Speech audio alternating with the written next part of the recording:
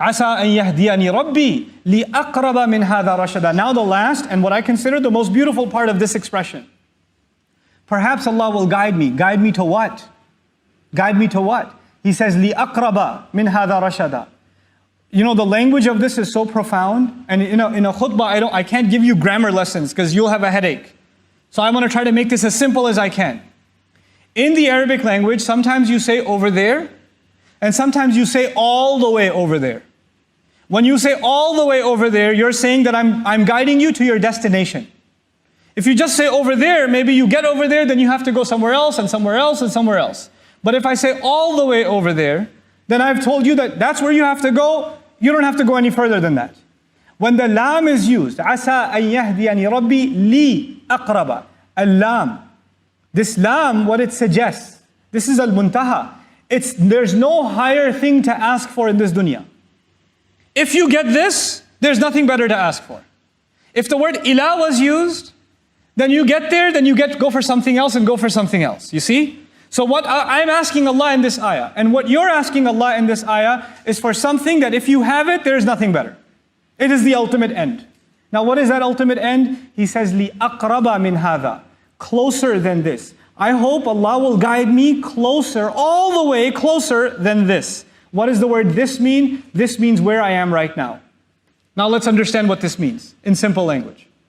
All of us, alhamdulillah, thumma alhamdulillah, have some degree of guidance. The fact that we're sitting in the house of Allah on Jumu'ah means Allah has given us some guidance. Some people Allah has given more guidance, some Allah has given less guidance. Some have more knowledge, some have less knowledge. Some have better attention when they pray, some have less attention when they pray. We're not all on the same level. That's a fact. But you know what this dua is telling you? My ultimate goal is to get closer to Allah than I am today. I am not here to compare myself to someone else. I am just here to compare myself from where I am right now. If I can just work on getting better than what I am right now, that is the ultimate success before Allah. There is no higher success. You will never become perfect, I will never become perfect. All we can work on is becoming a little bit better, and then a little bit better, and then a little bit better. Just getting a little closer to Allah and a little closer. And if a person dies becoming closer to Allah, they are successful. And a lot of people, you know what they do? They compare themselves to others. Well, this one's already memorized the entire Quran. Look at how they recite. They're at the masjid every single day. They're there before the adhan is even called. They're worshiping Allah so much more. They're so much more knowledgeable. They have so much more. They know Arabic. They know tafsir. They know this. They know that. Or they dress better as Muslims than I do. Don't compare yourself to anybody else. That's not what Allah wants. Allah is not going to put you next to someone else and compare. He doesn't even want you to compare yourself to others in dunya. Forget akhirah. Not even in dunya. لا تتمنوا ما فضل الله به بعضكم على بعض. Don't wish for what other people have. What Allah has given some preference over others. Don't do that to yourself. So what are we learning then? We're learning that if, for example, you're starting to recite Quran today, you're 35 years old, you haven't even opened the book for 30 years, and you decide to start reading Quran today, you can't even get through Bismillah, you don't even know what a ba looks like anymore. Now you have to learn like children. There are people who are your age who can read like adults, but you have to read like a child. But that's okay.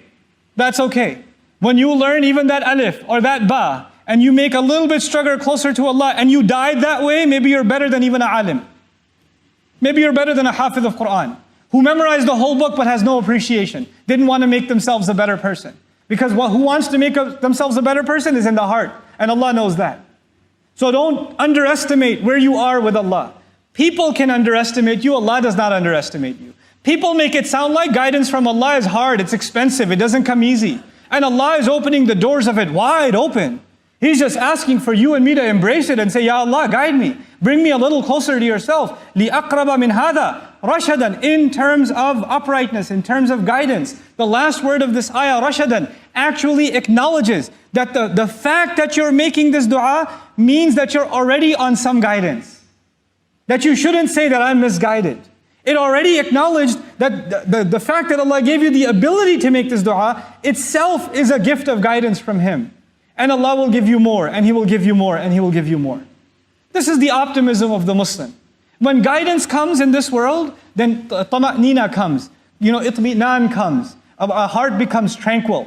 Ala bi dhikrillahi tatma'inna al-qulub. And this is what I want to conclude with. When a heart becomes tranquil, when a heart becomes at peace, then the people around that person, they're also, the peace is infectious. That iman is infectious. Peace spreads in the family. Peace spreads among friends. Peace spreads in a community when guidance comes. If the problem of the world is conflict, hatred, if the problem of the world is war, then the solution to that is not other policies or more weapons. That's not the solution. It's not economic sanctions. What humanity needs is guidance. Because without guidance, you can't have peace. You just can't. فَأَيُّ الْفَرِيقَيْنِ أَحَقُّ بِالْأَمْنِ إِن كُنتُمْ تَعْلَمُونَ الَّذِينَ آمَنُوا. Who deserves more peace? Those who believed, those who came to iman.